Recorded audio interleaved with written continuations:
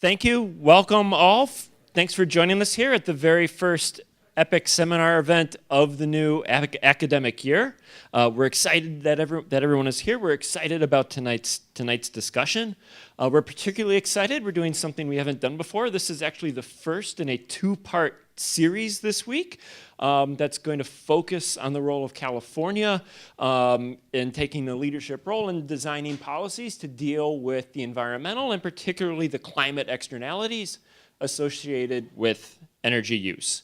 A big theme that's going to underlie both tonight's discussion and the discussion we're going to have at Thursday's event is really going to be about how do we strike the balance between policies that efficiently reduce the externalities associated with energy use. Again, particularly, we're going to be thinking a lot about climate and carbon externalities, and how do we achieve a balance between that and what's actually politically feasible or publicly feasible. That is kind of think about a mix between sort of politically the art of the possible and what's actually needed to be done to sort of reach the energy, environmental, and climate goals that we're all excited about targeting and reaching.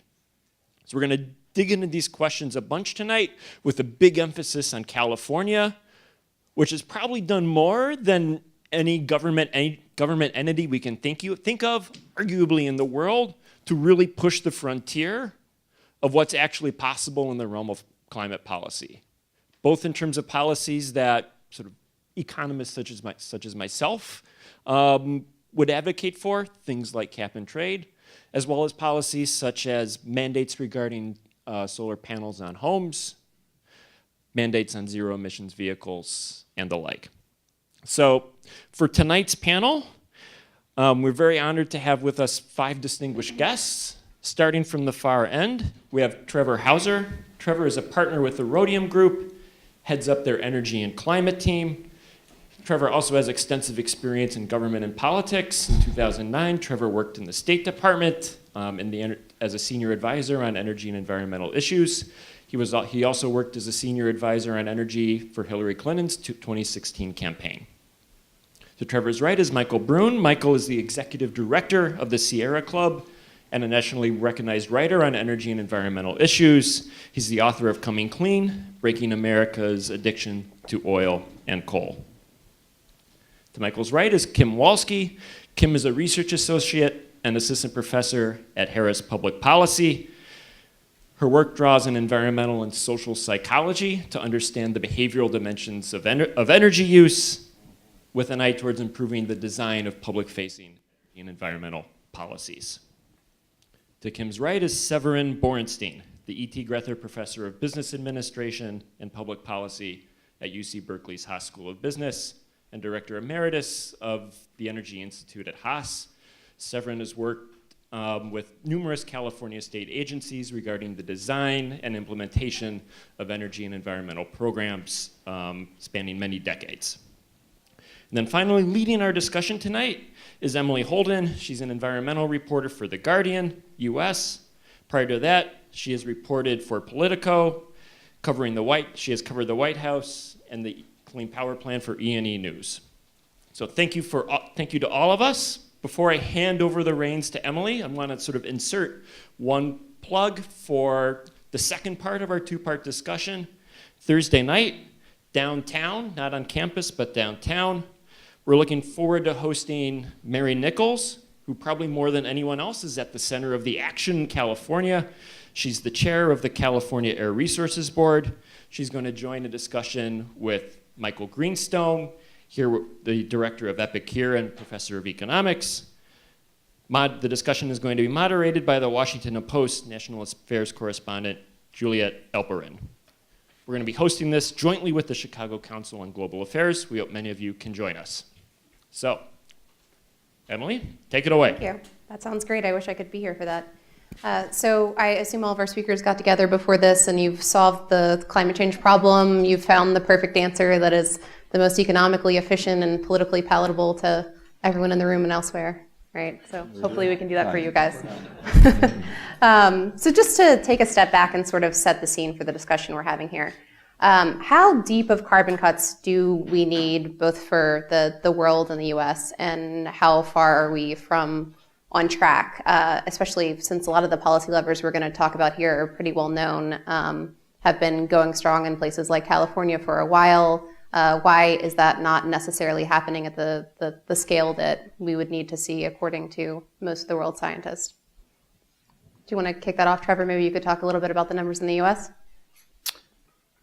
Sure. Yeah. So if we use the Paris Agreement as a starting point, the 2015 agreement that now all countries on the earth are parties to, because the U.S. can't technically withdraw until November of 2020. The Paris Agreement had both short-term pledges, 2025 and 2030, and then had a long-term temperature goal of limiting global temperature increases to 2 degrees C or 1.5 degrees C above pre-industrial levels. For the U.S., our target was a 26 to 28% reduction in greenhouse gas emissions below 2005 levels by 2025, on a pathway to a more than 80% reduction by 2050. We've made pretty good progress towards that target. U.S. emissions are not rising anymore. They're generally falling. And economy-wide greenhouse gas emissions are now 14% below 2005 levels. And under current policy, we're likely to be somewhere in the 13 to 20% below 2005 levels by 2025. So making progress, but still pretty far from our Paris Agreement pledge, and still pretty far at a national level from the kind of pathway beyond that would be consistent with long-term targets. And Radium Group has looked a little bit at what the Trump administration's rollbacks have meant in terms of a setback for that, right? How does that look? Yeah, it's so there have been several large regulatory rollbacks by this administration, revision of the Clean Power Plan, replacement with a new rule that's much weaker, freezing fuel economy standards at 2020 levels out to 2025, and then efforts to dismantle methane regulations that were put in place by the Obama administration.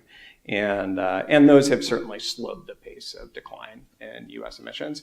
Those regulatory rollbacks yet haven't been enough to completely offset the gains we're making in clean energy technology and policy at the state level, but have slowed national progress. About 1% is, I think, what your report says? 2% probably.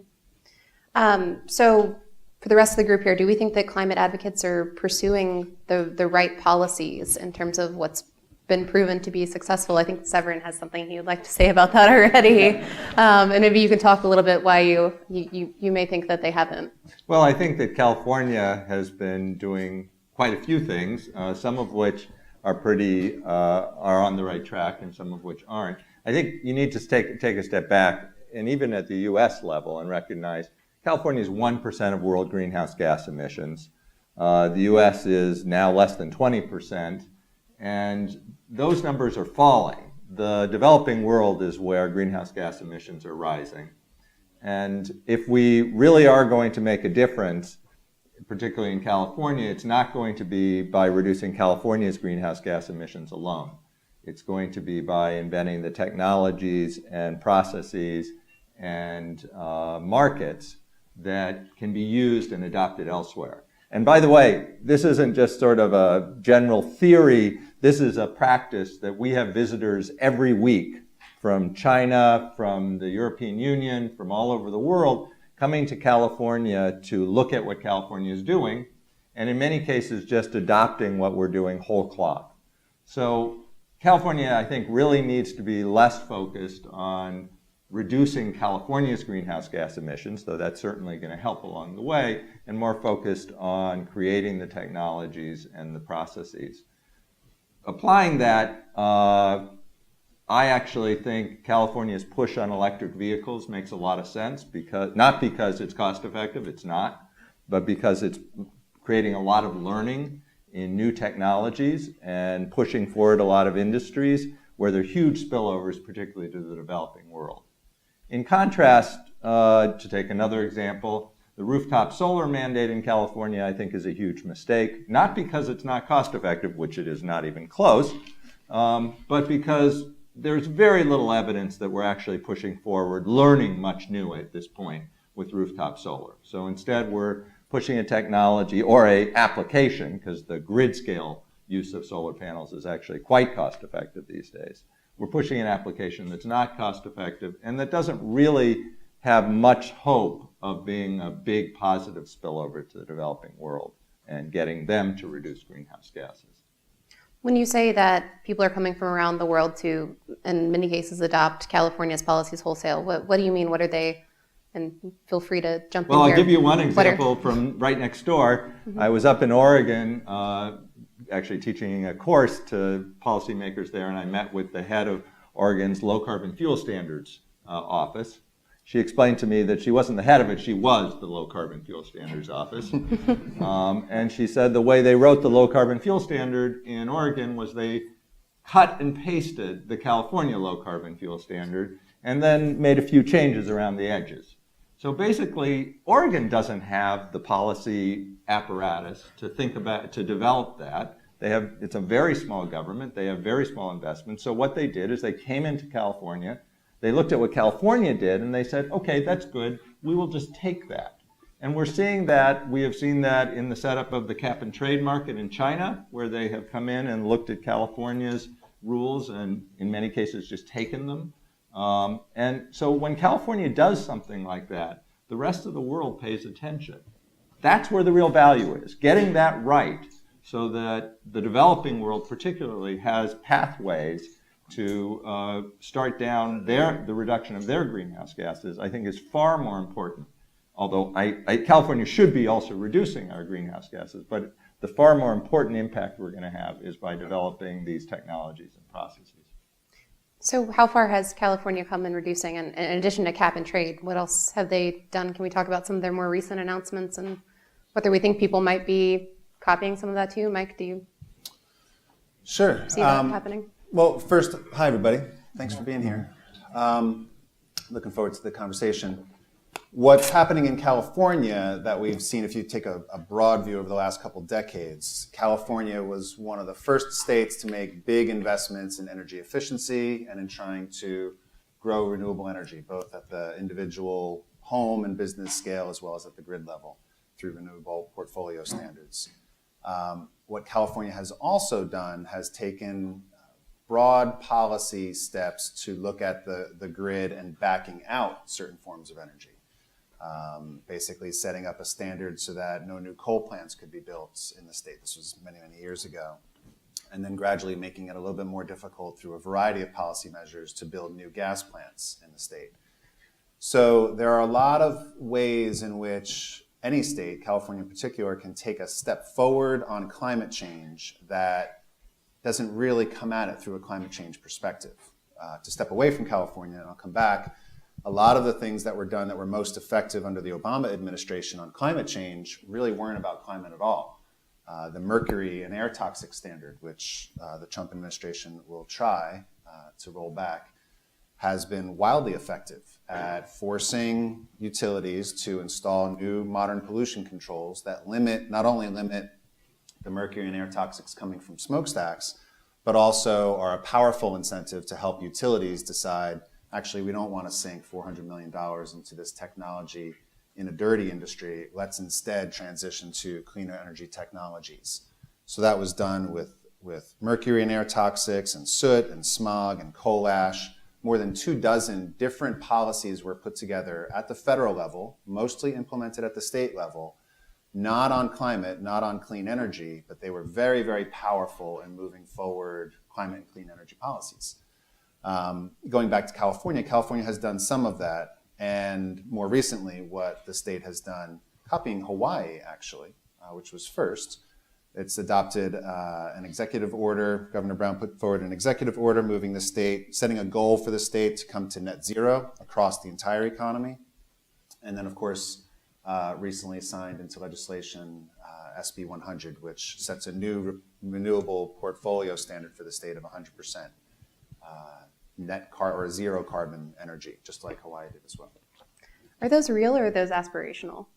Both. Mm-hmm. Both. Do you think that that is something that people will be copying? Severin, do you think that? They're aspirationally real. Well, I'm just one thing, I know you want to go to Severin, Yeah. but oh, no, both of you.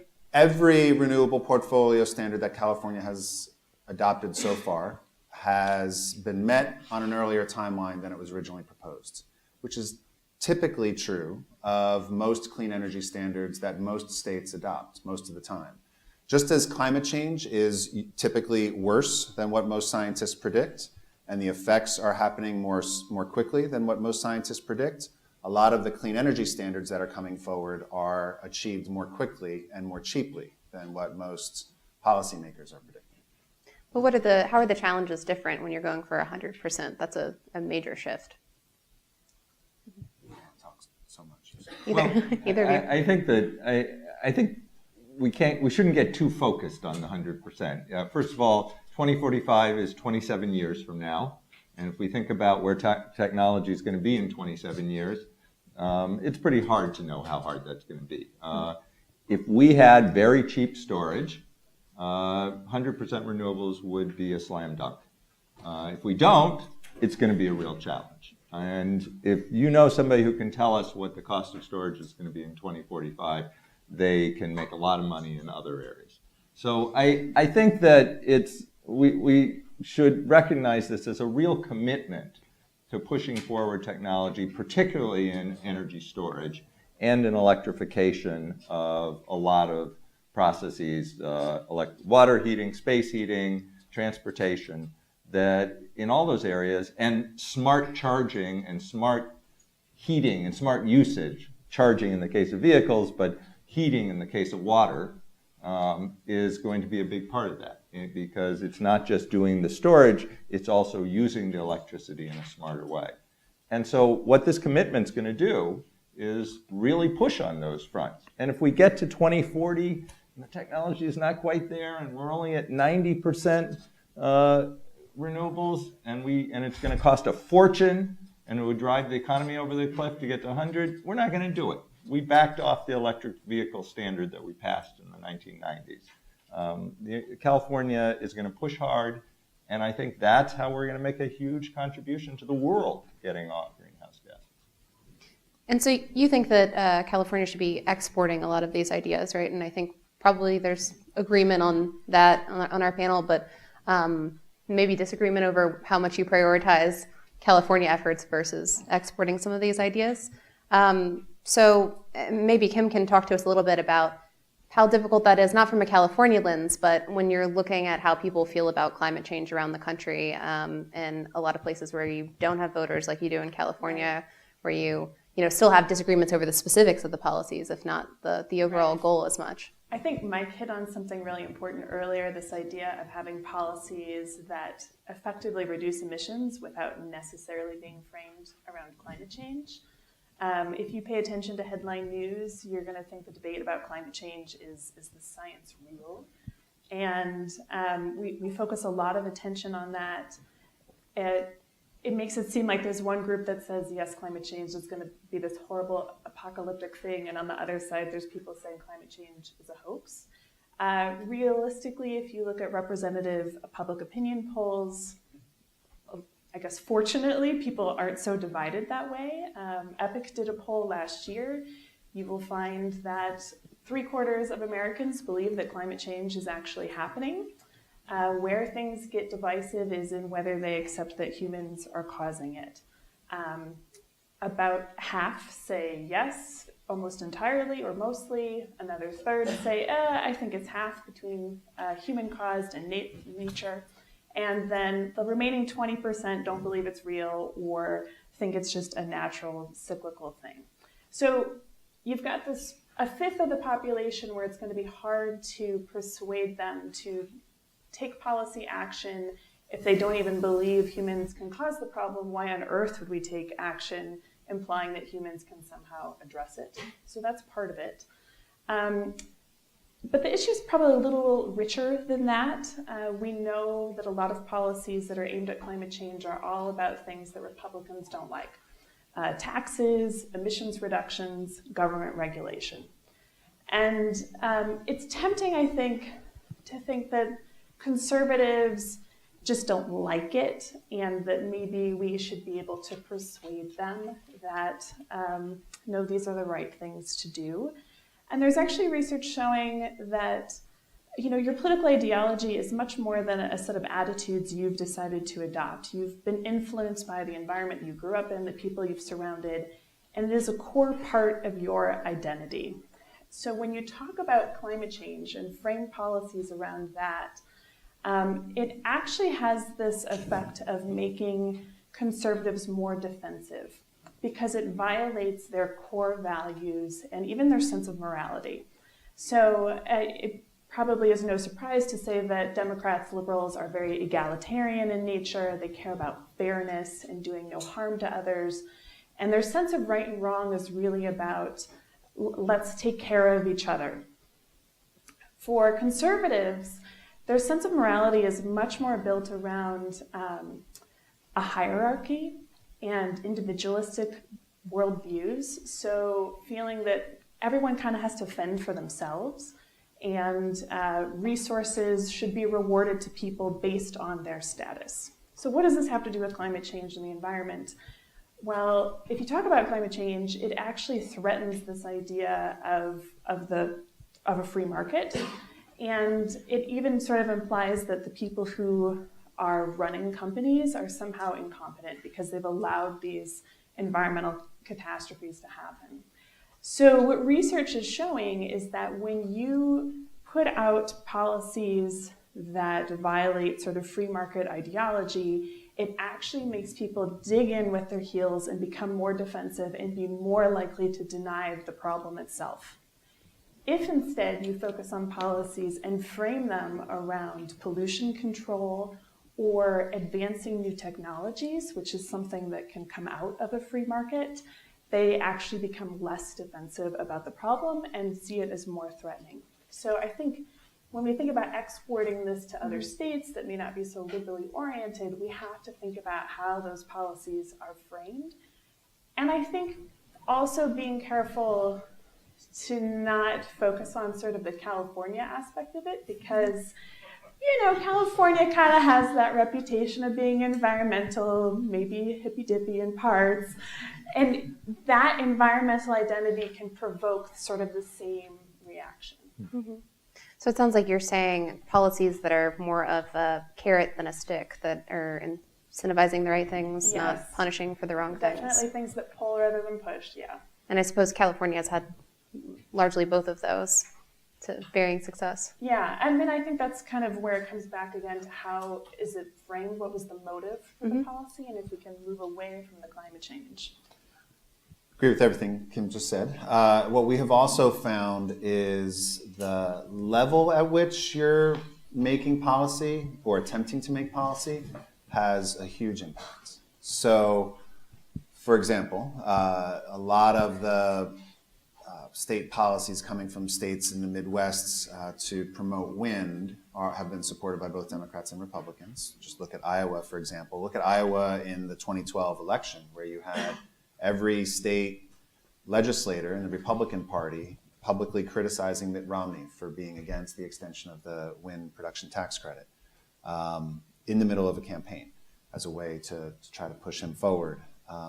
What we have also seen is that there are now 83, I think, cities who have made commitments to move their cities to 100% clean energy. And there are lots of town councils that are dominated by Republicans that have voted unanimously for clean energy, plenty of Republican mayors in very Republican districts who have made similar policies. And so in addition to the language that we use and the frames that it invokes and the emotions that are invoked when we talk about climate or energy or public health or pollution or self-reliance on energy or small business growth for clean energy, those things I think are all real. It's also true that there's just, the ideology doesn't run as thick at the local level. You have people who, particularly mayors, who have to deliver services to people who live in the city. They have a much more pragmatic sense of how they govern, Democrats and Republicans. And people at the state legislative level are closer to the ground. Whereas when you get to a federal level, that's when the politics just becomes a lot more poisoned and a lot more stagnant, and it's hard to really break through. Just a brief follow-up on that. We've seen all of this action from states and cities following the announced eventual withdrawal from the Paris Agreement. A lot of commitments on what they're going to do at some point. Some of them have laws behind these things, some don't. how are we doing on the U.S. and advocates? How are they doing on getting those places to follow through with those commitments? And have we learned things from how California has handled this in terms of being able to get people to, rather than just adopting the full text of various California laws and regulations, get cities and states to those places? Are you asking me? Sure. So I guess I didn't understand. Are you asking about the states that are complying or not with Paris, or just in general? No, the ones that are setting more of these 100% goals. Oh, the ambitious goals? Yes. Well, it's actually going quite well. It's going well from a big picture perspective because it's doing what Severin was saying, in that it's forcing cities, or in a couple states, or many companies, to ask difficult questions about, do we need a new fleet of diesel buses? We need to update our fleet for buses. Do we invest in diesel buses, or do we go to electric? Do we have enough storage technology that's available today to accelerate our pace towards clean energy? The presence of these policies is serving as a powerful guide.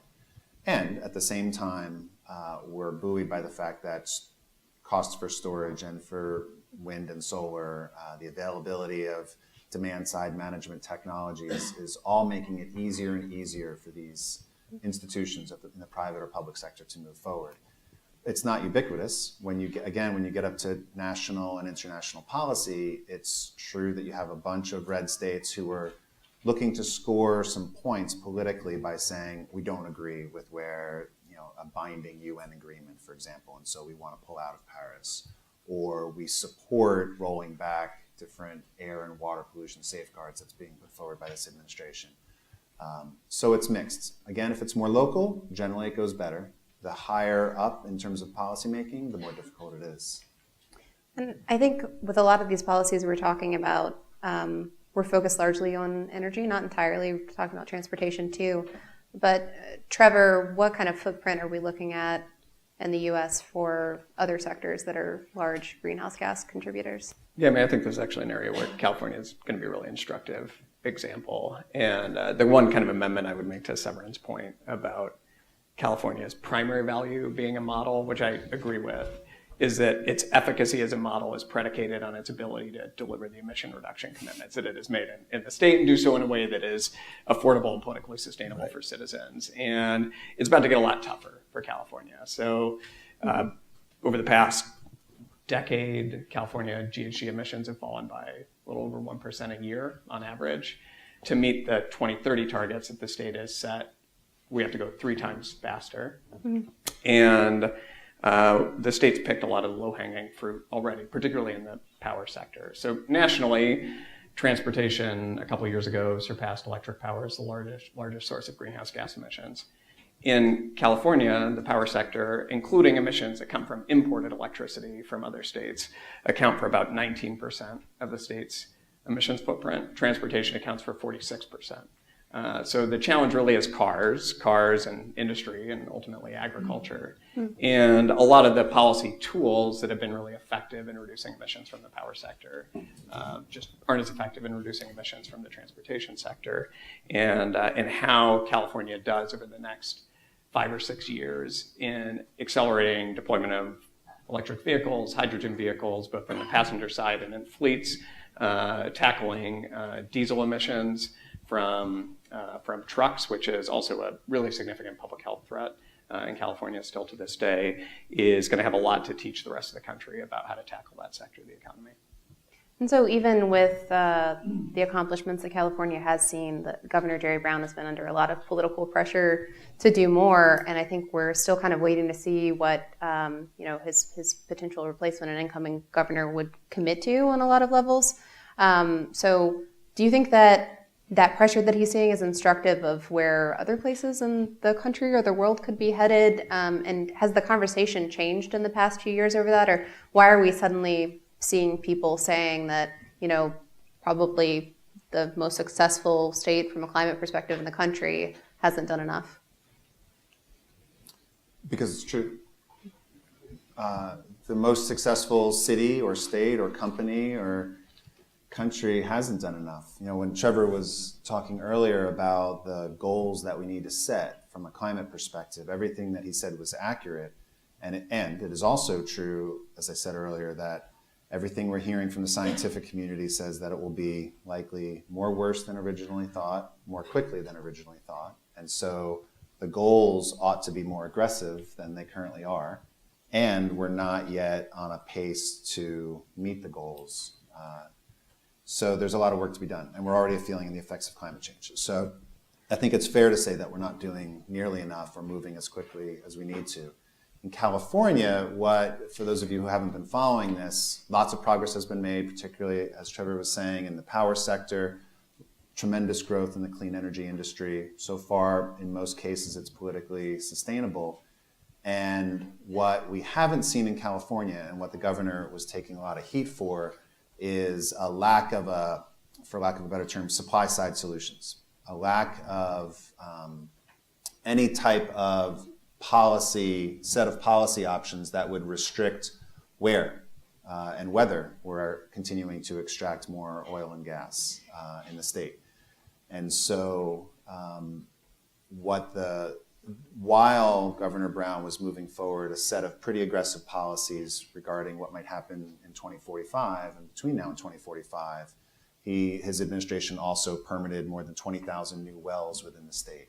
And so for a lot of campaigners and activists, and in particular community groups who don't want to see fracking or drilling in their backyards or new fossil fuel infrastructure coming through their towns, there has been a big movement to push the governor to say, okay, we want to start to engineer a managed decline of the oil industry and gas industry in the state, and to think through how do we actually restrict that supply in the smartest way and in a way that would work for those communities that are economically dependent on the extraction of fossil fuels. I think that pressure will likely grow under the next governor's administration, and you're already starting to see similar work being done in other states. So I think that side of the debate is relatively new, it's emerging, and it's only going to become a more forceful part of the policy conversation in the years ahead. Severin, I think I've seen you comment on this. Would it make a big difference if California did do that, depending on the level? No, I mean, California produces 0.5% of the world's oil. So even if we start phasing it out, it's going to have a pretty small effect. But actually, I have done some work on this, and I think the more important issue is, again, back to, is this an exportable idea? If you look at where the world's oil is coming from, I think it's pretty clearly not. Most of it's coming from the Middle East, Russia, Venezuela. These are not countries that I think are going to look at California as a model and say, oh, we should follow along with cutting back on oil production. Besides, I mean, as well as the fact that it would devastate those economies. Those economies are completely petroleum dependent. And that's why I think that, as well as pricing carbon, which I think Kim would rightly point out is the sort of stick approach that is not easy to export, the technology development is where we really need to press, because when we talk about California has put up with now electricity prices that are about 50% higher than national average. And California will do that, but most of the country won't do that. And most of the country, if you propose that, will just kick you out.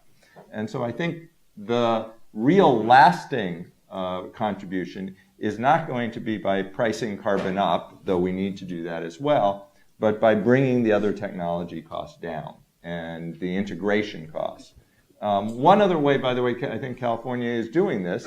The renewable portfolio standard is important because we are pushing forward on expanding wind and solar, but it is far more important because we are actually increasing the role of intermittent renewables in a grid. And the California ISO is learning how to run a grid with first 15%, then 20%, now 33%, and by 2030, 50% renewable energy, most of which is intermittent.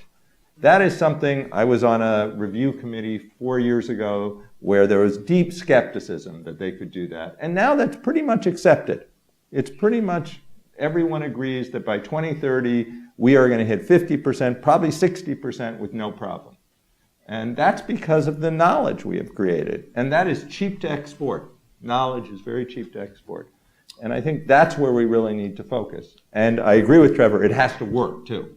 It has to work in a cost-effective way so that the rest of the world will follow along. But I disagree with Michael, and I think that the pushing on California's oil supply is actually likely to cause the sort of backlash, particularly from the red middle of California. People outside California don't realize this, but there are the majority of square miles in California are red in the political sense, the vast middle of California, and that's where the oil is produced. And if we start pushing back on that, I think we would get a pretty big red backlash in the state.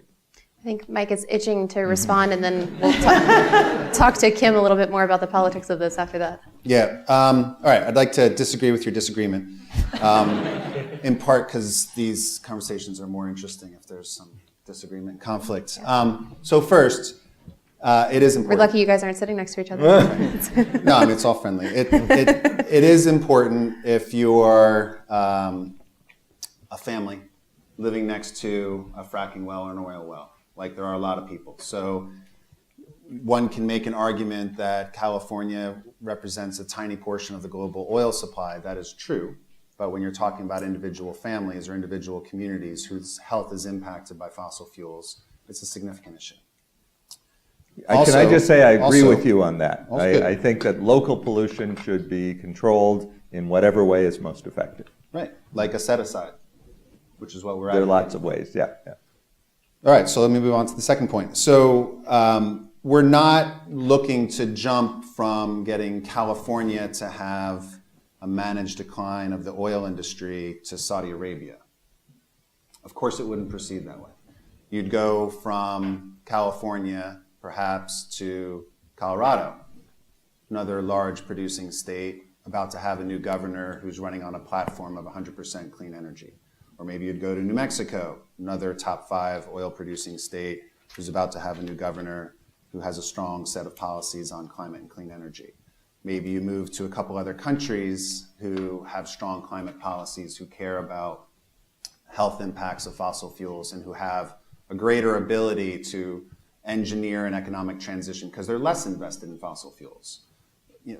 Under no plausible scenario would we go from the easiest state to the more difficult one. There would be a progression, and that is exporting an idea. And then the third thing that I would say is that at some point, Saudi Arabia and some of these other countries, they are going to have to get off oil. What will force that conversation? If we don't have an international debate about what our economies will look like, or at a local level, what our communities will look like as we get off fossil fuels, we're not going to be able to move the public along. We won't be able to develop policy measures that will help us through that transition, and we won't be successful. So in our view, starting in California, and in particular, Los Angeles County, which is not red, which produces a significant amount of oil, which has millions of people living in the vicinity where oil is being produced, is the perfect place to start. Because you get to experiment, you get to think through what will it take to get off oil in this community? How do we take care of the workers and make sure that they have a job and a clean energy future? How do we diversify the tax base? Then maybe you go to other more difficult parts in California, you go to other more difficult regions, and you go to countries where it seems like a far reach. If you don't do that, you can move forward with a set of policies that solely focus on demand. Our view is that that won't deal with local health issues. People don't want fossil fuels in their backyards, so you're not meeting an urgent public need, and you're not setting up our broader economy for an intelligent and thoughtful conversation about a transition. Kim, do some people want fossil fuels in their backyards? Sure, mineral rights owners. I mean, that really is an issue that I think has to get played out at the local level. It's hard to speak about that. I mean, what Mike was saying in terms of how people think about climate change, and it's hard to tackle that at the federal level, but it gets easier at the local level. It kind of, the same pattern sort of applies with fossil fuels and in different energy sources in general, that people can be very broadly supportive of clean energy or say we want to move away from fossil fuels. And then as you drill down to the local level, it really depends on the context. And it really is one where it has to do with who's getting the benefit of having the fracking in their backyard versus who's the neighbor that has to live with a well pad near them and all the smells and noise that go with that. But I actually want to touch back on maybe a strange point of agreement between the two of you. To Severin's point of, having these ambitious goals, that there's value in learning as we go along, and we may not reach 100% target, we're still learning. And as Mike was saying, there's value in understanding how to experiment with moving away from oil. I think that's really part of the value of California being a leader in terms of climate policy, that it's a state that's willing to push the envelope on policies and take the risks, so that other states where it may not be so politically feasible, it's already sort of figured out by the time we think about exporting those policies. So I think it may become easier as California figures some of this out. And I also think that there's general value in having a state very visibly take action on climate change. I think for the average American, it's not really apparent at all what the US is doing. And if you look at public opinion polls, you will see numbers of 85% of people want to see the US take action. And there may be disagreements about what that action should be. But if we don't see any signs of progress being made, it becomes all the easier for people to truly disengage and feel hopeless and give up. And so I think California is helping maybe boost morale a little bit, that somebody is taking action along with these other states and local governments that are making pledges. And something we've mentioned a couple times is the cost of these programs. So how does that play into how people see climate change when they're facing a specific cost and a personal cost? What information do we have about whether that changes their views on what actions should be taken? Certainly, the more information people have on cost, you will see their support for different policies go down. Mm-hmm. And I think it, again, really depends on the specific context of what is it that a policy is promising to deliver, mm-hmm. and what are the specific costs to them. Trevor, is that a time to communicate a bit more about what you're gaining from some of the policies, or is there anything you can talk about that the Climate Impact Lab has discovered in communicating? There's a cost, but there's also a benefit. Is that something that should come into the political discussion? Yeah, I think there's two different pieces of that. There's communicating what the cost of not doing the policy action is. So what is the cost of a changing climate, and doing that in a way that is local and personal to people. And there you really have to know your audience, and it's going to vary. For some people, it's going to be like fewer numbers of days that they can go skiing in Vail, and for other people, it's losing their house, on the shoreline in Florida. And as you mentioned, that's work that, in our company, in partnership with folks here at EPIC, are doing through the Climate Impact Lab, is trying to communicate that information, analyze and communicate it at a local level where people can relate. And then I think it's not just communicating the benefits of clean energy policy, but also making sure that those benefits are pretty evenly spread. And, Severin, Mike, and I all live in California. We are not representative of California. California is like 18% white dudes, give or take. We are representative of energy economists, probably.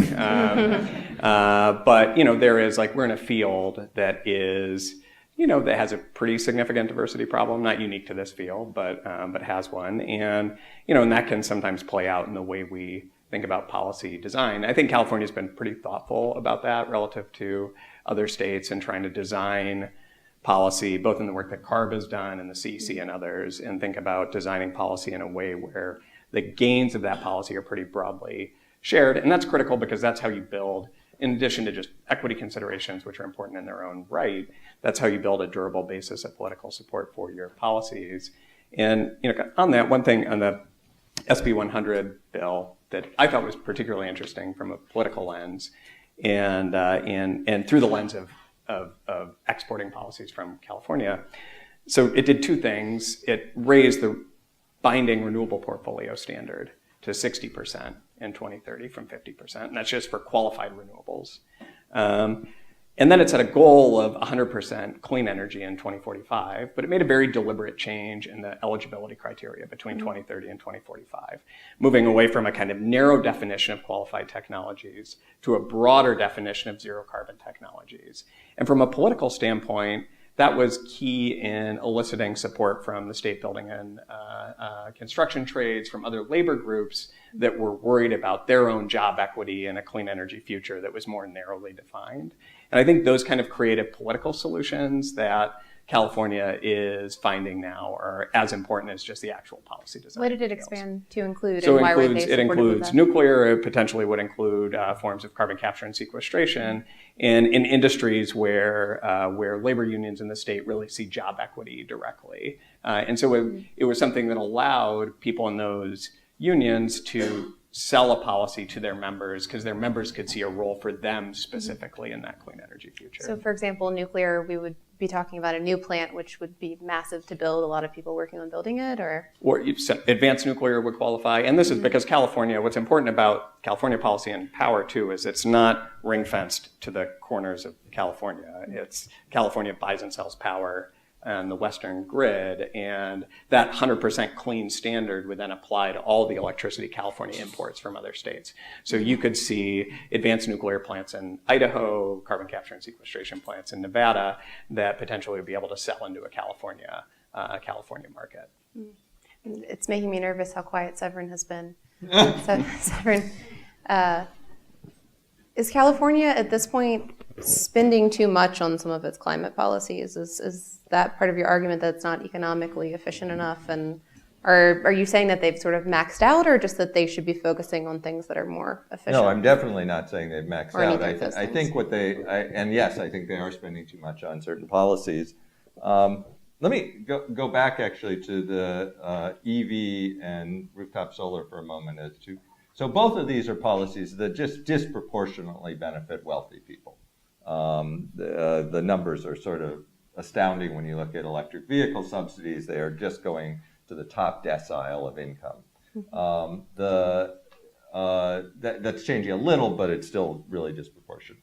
Solar rooftops also originally were going to the top decile of income.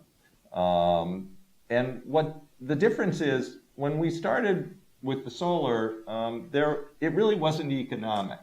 And so what we were doing was we were telling early adopters, if you'll put in some money, the state will put in some money, we'll sort of co-subsidize this new technology and push it forward.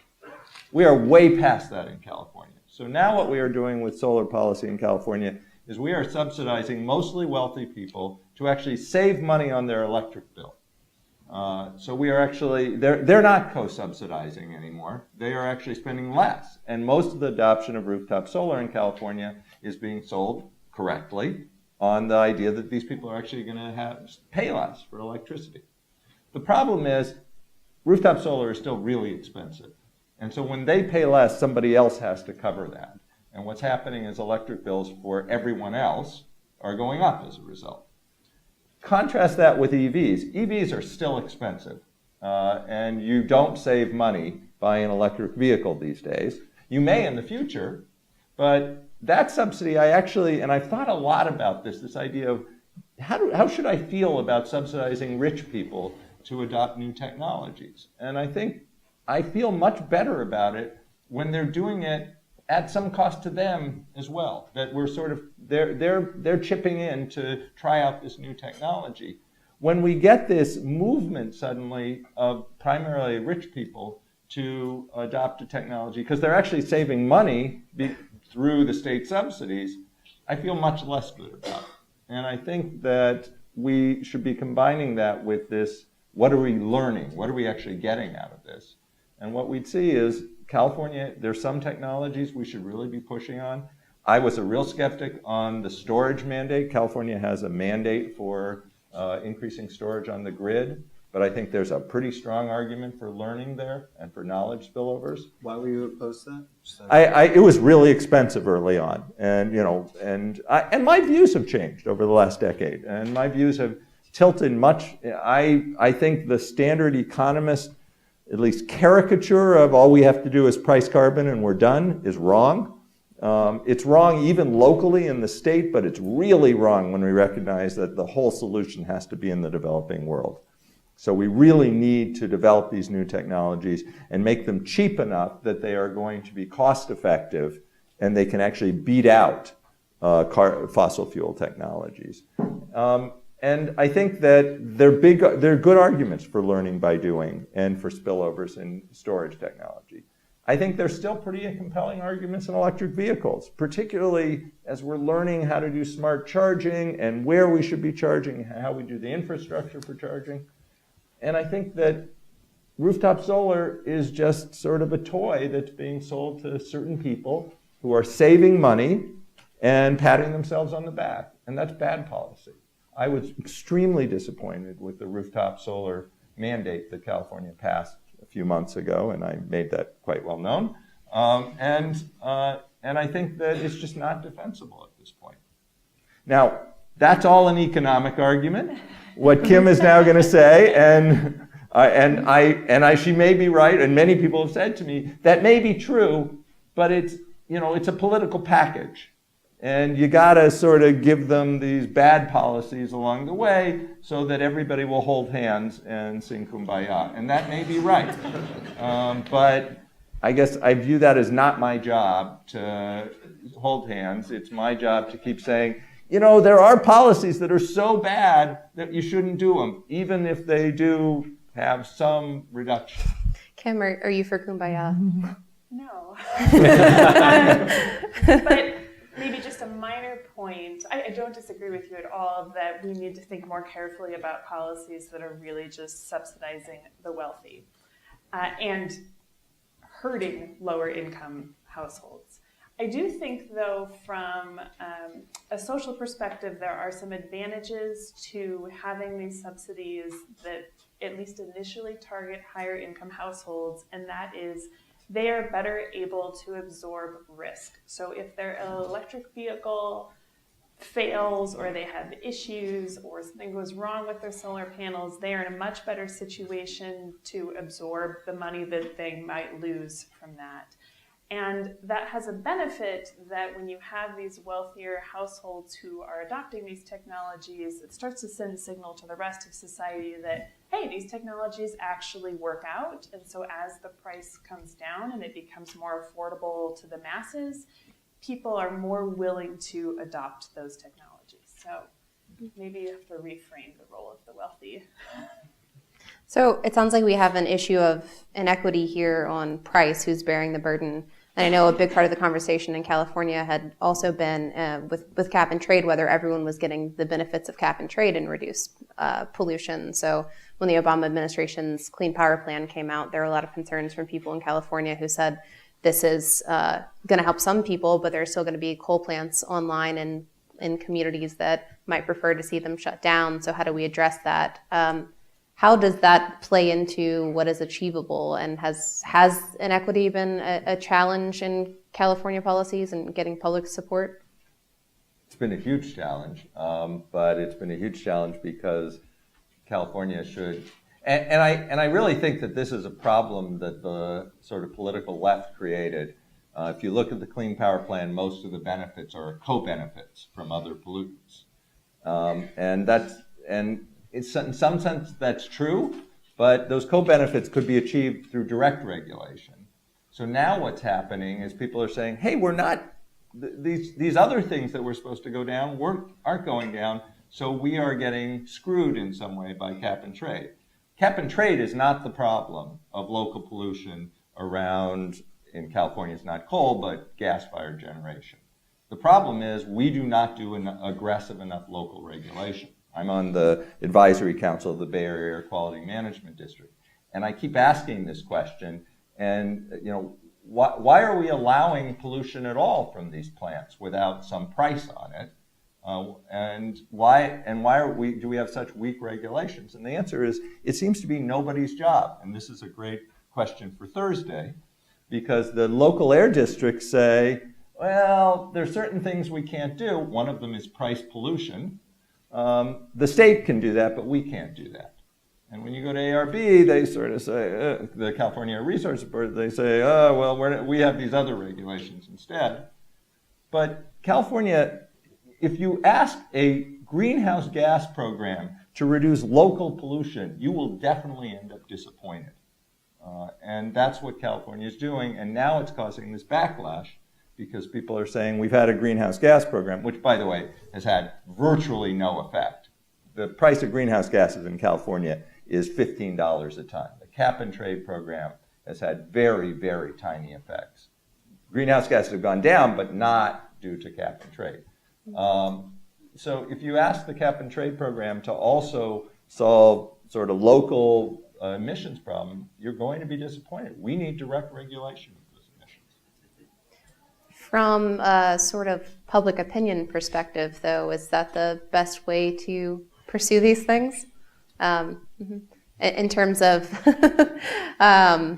so if your objective is to reduce greenhouse gases, we've talked a lot about the successes in reducing greenhouse gases from other policies, air pollution policies. Does it make sense to continue to do things like that that have climate benefits, that are air pollution, that it might be a little bit easier to message on? Does that make sense, Kim? I'm not sure I entirely follow the question. Okay. I mean, I think generally speaking, it's more palatable to talk about pollution rather than climate change. And I'm not sure I'm totally following your question. Oh, that's what I'm asking. Is it easier to message on pollution than climate change? And in fact, one of my colleagues just came out with an experimental study showing that it is better to talk about a tax on pollution and not mention climate change at all for Republicans. If you mention climate change, they're less supportive. I have a question for Mike, and then I want to come back to Trevor. But Mike, should environmental advocates be reaching out to conservatives? Can you reach people on climate? Should you talk about climate, but not with the words climate? Oh, what's the approach there? What's your organization doing and thinking? No, we shouldn't. I'm just kidding. Of course, yeah. Conservatives care about this country as much as liberals and progressives and independents do. Conservatives want to see a strong economy, and transitioning to clean energy in many ways can strengthen our economy. Conservatives want to support small business growth, and certainly clean energy has been proven to be able to do that. And conservatives are fond of clean air and water that isn't poisoned just as much as tree-hugging do-gooders from California are. And so there are a lot of reasons why Sierra Club and lots of other groups make alliances with conservatives. The fact of the matter is that is just about impossible at the federal level because of the current leadership in the Republican Party. You cannot, and we have not been able to engineer a breakthrough, in part because the Senate Majority Leader is from Kentucky, in part because there's an ideology that's in place that says that climate change is more an Al Gore UN kind of issue, and in part because despite our and many others' best efforts to try to frame this debate to be more about clean energy prosperity or the entrepreneurship and small business growth or talk about self-reliance in terms of energy production, those frames haven't been able to stick. And so you saw it in the last presidential Republican primary where you had a few people who came out and very cautiously and timidly and very carefully said a few things to say that climate change was real and that there's an opportunity for clean energy growth, and they got hammered by it without much political reward for doing so. So yes, we certainly should be trying to strengthen alliances between conservatives, and Sierra Club's doing a lot in that regard, but we have to just acknowledge that the current leadership in the Republican Party makes that difficult to do. Can you give us a practical example of a success you've had working with a conservative partner? Sure, plenty. Oklahoma, we're working with the state legislature to talk about the replacement of coal with clean energy produced in Oklahoma wind. Just had a coal plant that was announced for retirement about 10 days ago, right on the Texas-Oklahoma border, 720 megawatts. It'll largely be replaced by wind, and ratepayers will save money with Republican support. But NIPSCO in Indiana, very conservative districts, a state that gets upwards of 90% of its power from coal. The utility just proposed to close down all of their coal plants, switch to completely renewable energy plus storage, no gas increase. And there's local Republican support for that, not unanimous, but significant. Mm-hmm. So, Trevor, and we can also talk a bit about what of all of this is exportable to the world. But since you've worked at a high level on a presidential campaign, how do you have discussions about what might be politically palatable to the country? What are the considerations when you're looking at some of the policies that we're talking about? Yeah, so first I should give a disclaimer that my Rhodium Group's an independent research company. For a couple of years ago, I spent a considerable share of my evenings and weekends doing some extracurricular activities, but that had no relationship to my day job. On that campaign, so California has a Democratic supermajority. Mm-hmm. We started that campaign planning process not assuming that the United States Congress would have a Democratic supermajority in 2017.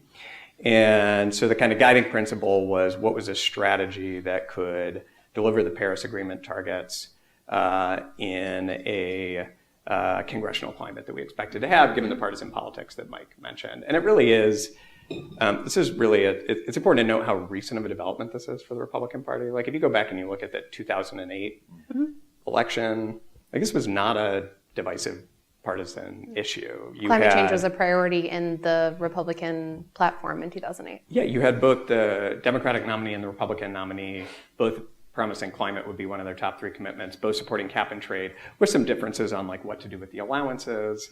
And, over the past 10 years, the kind of division in the party's view on this has been really stark. And as Mike said, that's just the reality for now. There are some brave Republicans in Congress, like Carlos Cabello and others, who are trying to stake out a Republican position on this.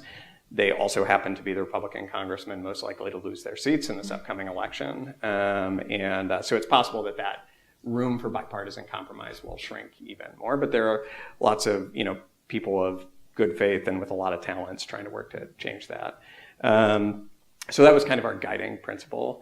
And so we had a kind of three-part approach. One was, take advantage of laws that were passed by Republican presidents years ago, like the Clean Air Act, to set increasingly aggressive pollution standards for power plants, for vehicles, with the knowledge of the insight that Americans generally support pollution controls by pretty high margins. The second was deliver legislative victories where possible in areas where we've seen bipartisan compromise. So increase funding for research and development to accelerate new technologies, like Severin said, tax incentives, increase in infrastructure investment in clean energy. And then the third, actually, which didn't get a lot of attention, was a block grant program for states to try to incentivize the very type of policy leadership and innovation we're seeing in California. Because we have this recognition that there are areas where we have a pretty good sense of what policies work, both politically and substantively, and there's areas where we don't. And so let's take advantage of this federalist model to really incentivize leadership states like California and others to try things out that we can then take lessons from and replicate at a national level.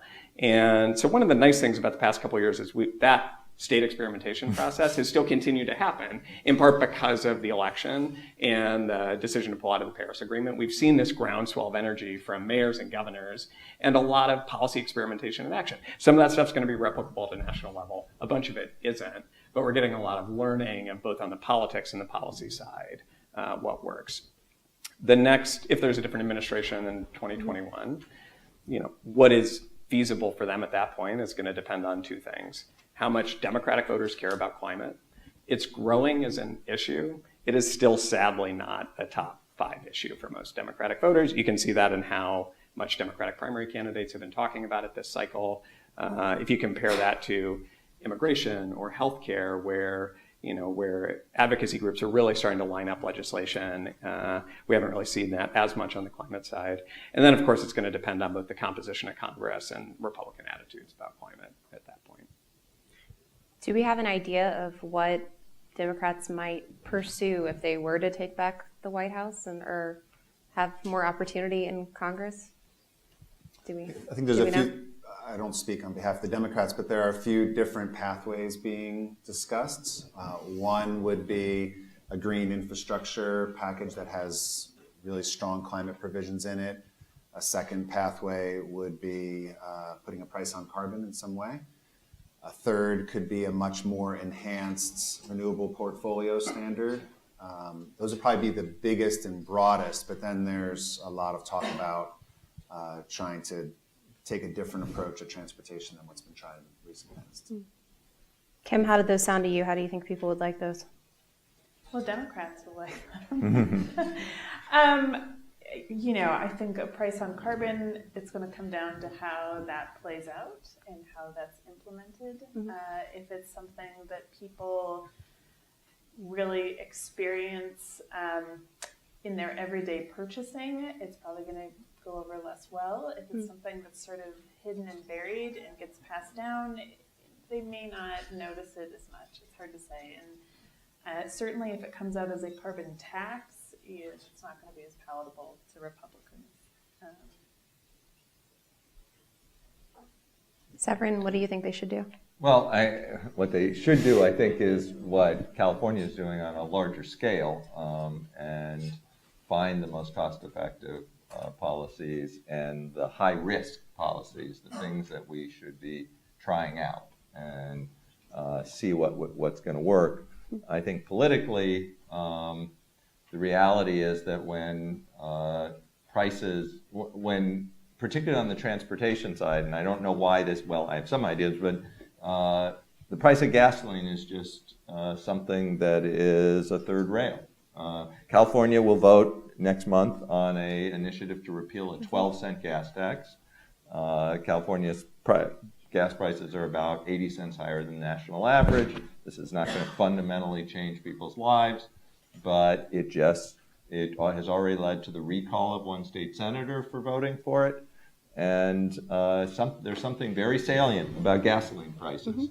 Meanwhile, electric prices in California have drifted up gradually in ways that just haven't yielded that sort of backlash. So I'm not sure how we get there. I actually find transportation the most worrisome, not just because people seem to be very sensitive to the price of gasoline, but because if we move the world off of oil, which we have to do, the price of oil is going to collapse. And I think we saw that in 2014, we saw that in 2008, and I think we would see that in greater if we actually took 20 or 30% out of the world oil demand, and we got to take a lot more than that out. The price of oil would be sub $20, sub 30, possibly sub 20.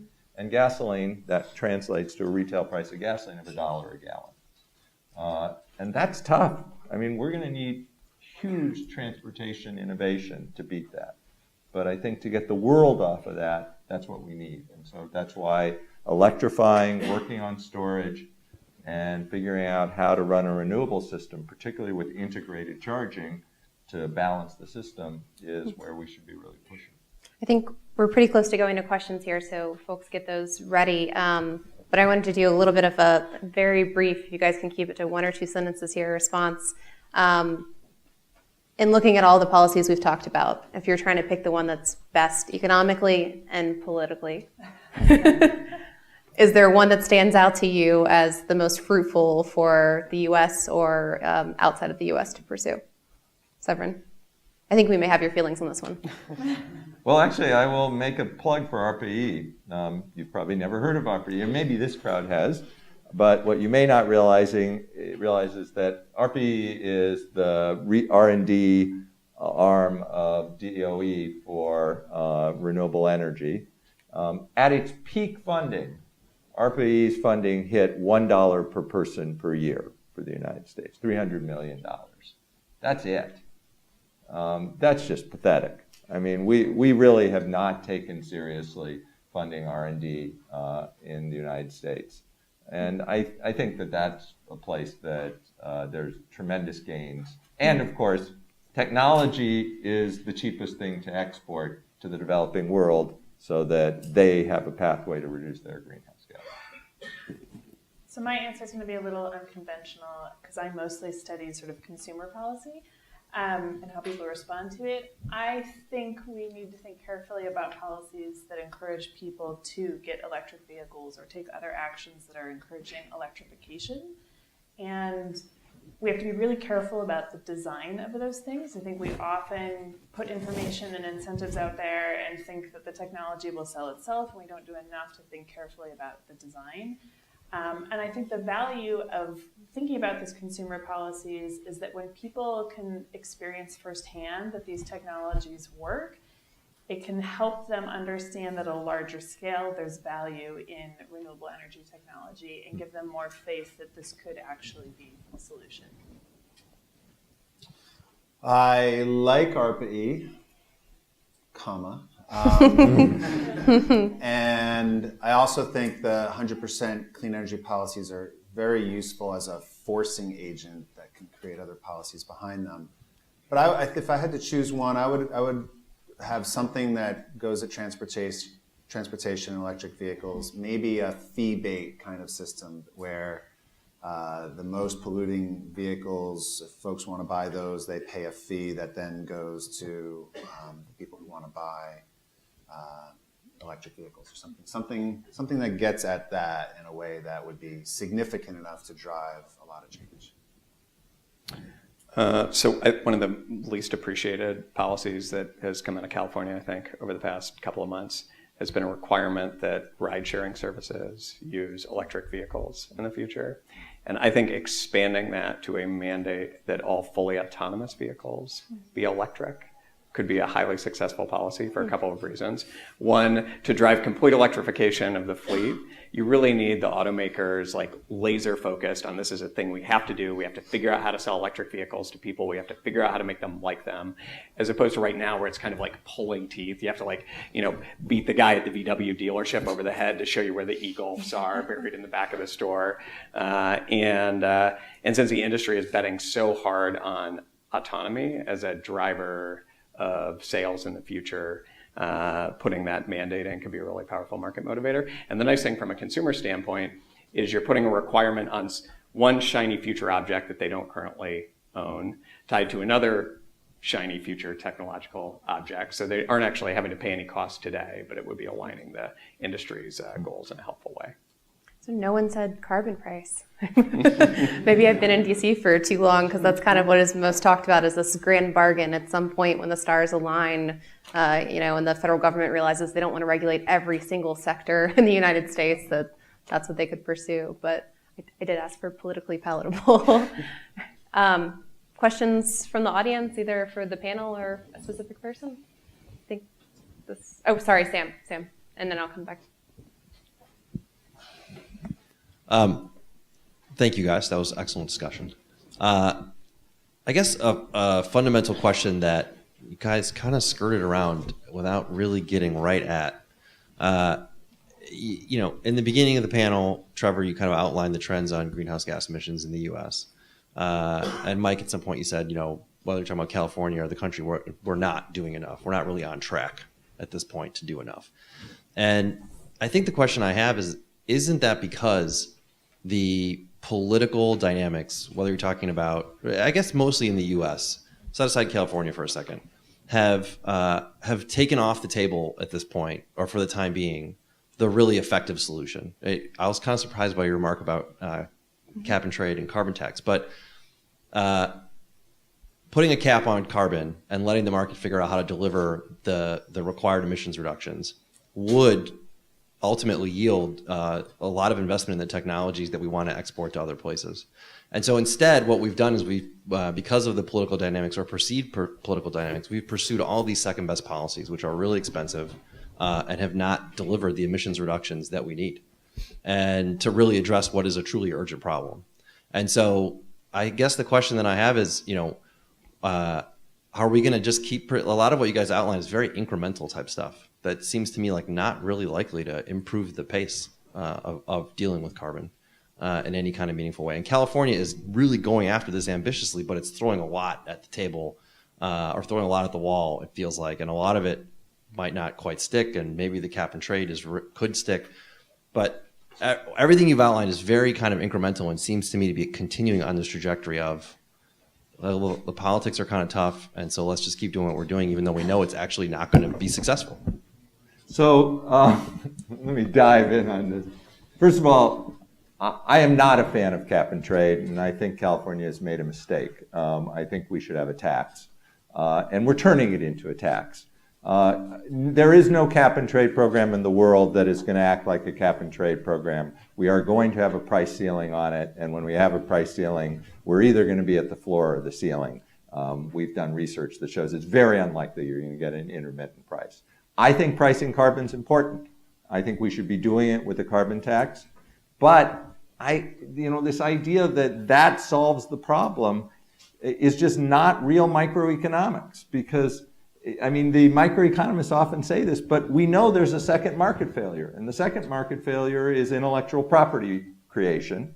And it is so much larger in this domain than in any other, because the rest of the world, we want them to steal our intellectual property. We want them to adopt these low carbon technologies. So the value of creating this intellectual property is so much greater than the private value someone would get.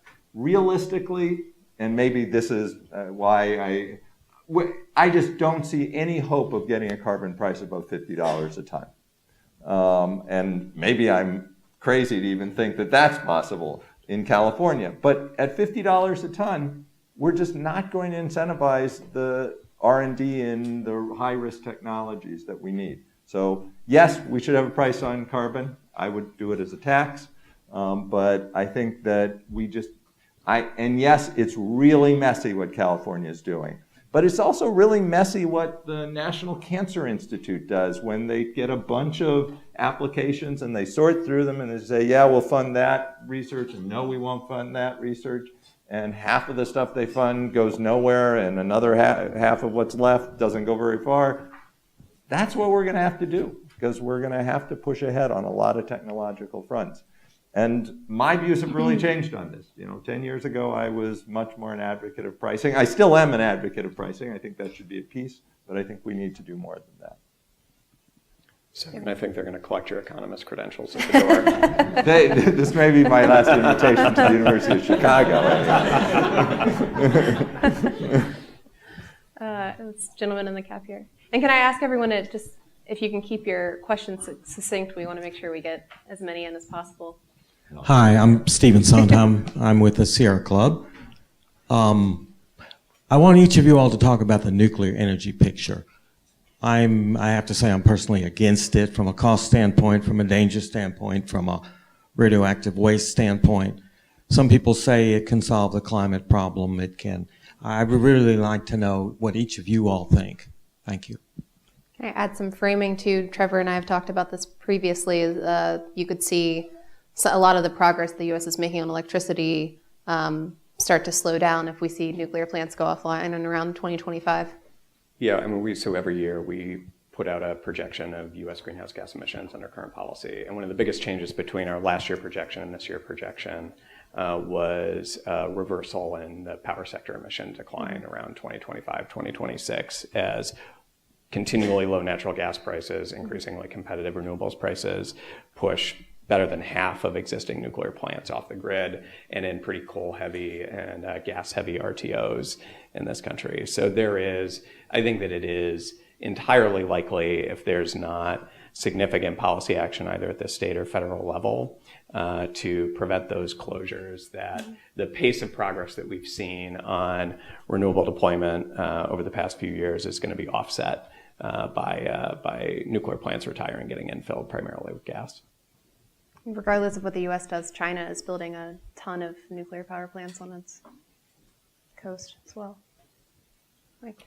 I guess, so Sierra Club's position is that we don't support nuclear power.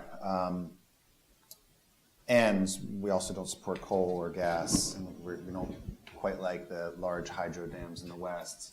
So that's a lot of things to be opposed to. All at once. And so, and I make a joke, but we feel that those are the right positions to have. Hard to argue that we're going to win on climate if you don't get off coal. hard to argue we're going to win on climate if you don't get off gas. If you go to the West, you see the impact of these large dams. It's pretty significant. So we think about what's the right way to phase all of this stuff out that's responsible, that would work for ratepayers as well as the planet. And it's probably pretty good to talk about this here in Illinois, which just passed FEJA. What's the Future Energy Jobs Act? Thank you. Which had some significant subsidies in it, which extended the life of nuclear power plants that the Sierra Club supported.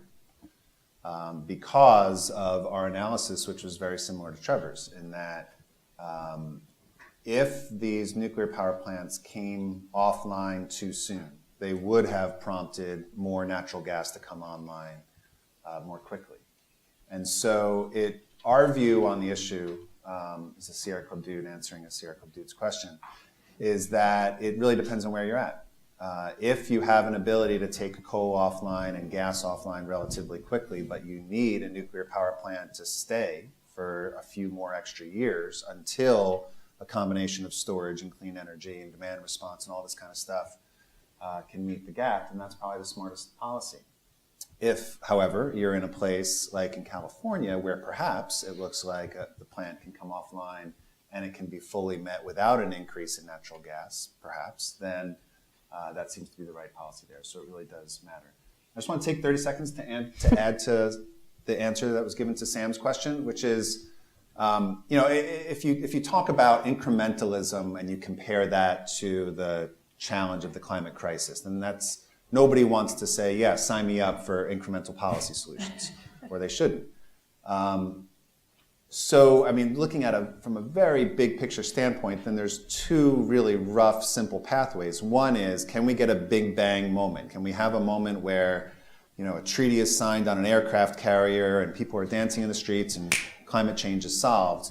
That seems unrealistic from a policy perspective and really unrealistic from a political perspective. Just look at the hearings last week in Congress. Like, this is not a responsible institution. To digress. But so then, how can you have radical incrementalism? Is it true that progress can beget more progress can beget more progress? Once you build a political constituency that can make dramatic progress in cleaning up the grid or moving off fossil fuels in the transportation sector, then do you have enough jobs in the clean energy sector? Do you have a strong enough economy that enables you to set stronger and stronger goals? For me, that is the lesson of California, actually. It's not necessarily the individual policies, it's the overall example where the economy has grown dramatically. We see a fairly healthy state, some inequality, but a fairly healthy state, and we've been able to decarbonize to a significant degree so that the state can now say, we're going to go to zero net carbon, and we're going to go to 100% carbon neutral energy or electricity in the next 27 years. I think that that's the model that we have to pursue until the fever breaks and we can have a rational conversation in Congress. Can I hear from the audience on nuclear? Nuclear is very expensive. We should not be we're building plants and proving that yet again. But continuing to run the nuclear plants, I'm completely on board with Mike. I think we have to be realistic about shutting down plants. On the safety side, I think that's less of a worry for me than the cost side. And I would echo the same thing about thinking about how to take them offline. And socially, it's a hard thing to get support to build new plants unless you're talking about areas where there already are nuclear plants and people come to understand they're not as risky as they thought they were. We have someone in the third row right here had her hand up. You? Yeah? Yeah. Yeah. I can just speak it. It's right here. Okay. So I had a question for Severin first. The US is still one of the biggest oil and gas markets in the world. And so, in terms of emissions footprints as well, it does count for a lot. And meanwhile, we're seeing developing economies leapfrog to microgrids, other energy technologies, which are more local solutions. So do you also see perhaps reverse learning opportunities? And to Michael, I had a question. It seems like renewables are interpreted as the proxy for clean energy. However, they come with their own, life cycle footprint.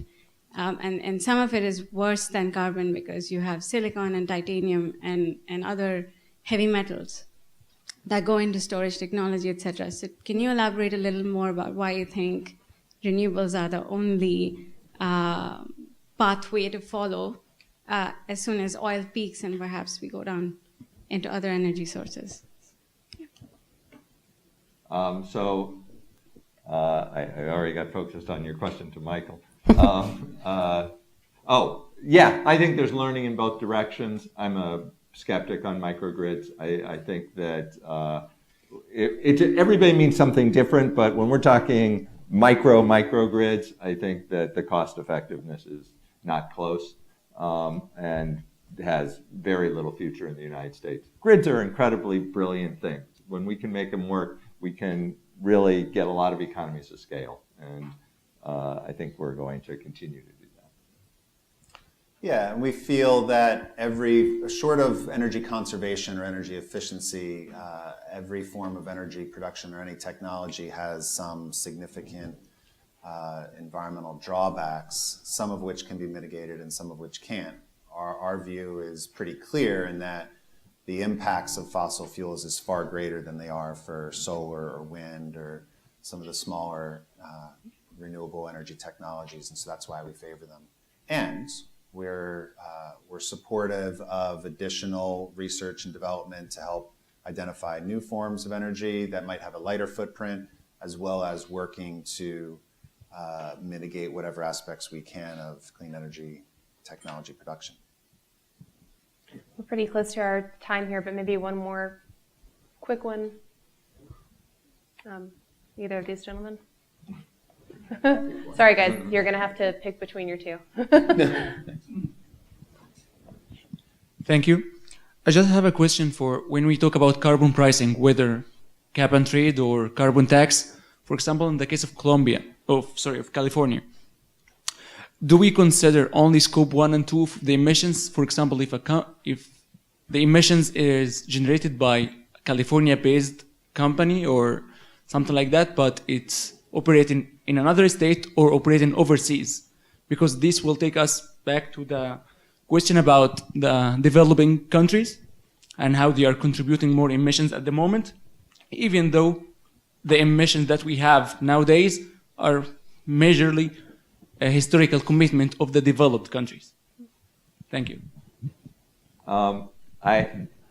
In practice, the Interstate Commerce Clause makes it very difficult for California to control emissions of imports.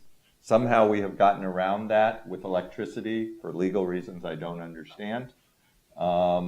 If we could do this at the federal level, we could do a lot with border taxes to also adjust for imports, but California can't do that. And so, we are just working right now. The California emissions are defined for cap and trade as certain sectors within California, and then electricity imports in a very rough way that it has some real weaknesses.